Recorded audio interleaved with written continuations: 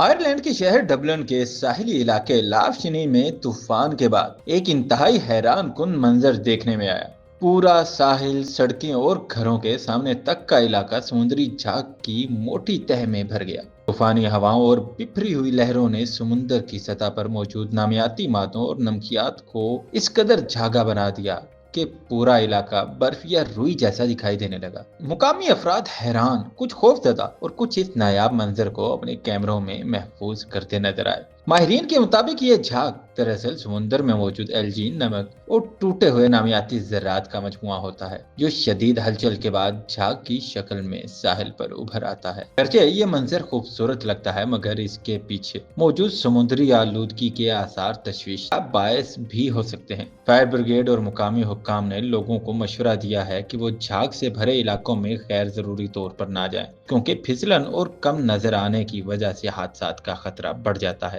طوفان کے گزر جانے کے بعد بھی لاوشنی کا ساحل اب تک سمندری جھاگ کی چادر اوڑھے ہوئے ہے۔ یہ منظر یاد دلاتا ہے کہ قدرت جب چاہے معمولی سی چیز کو بھی غیر معمولی بنا دیتی ہے۔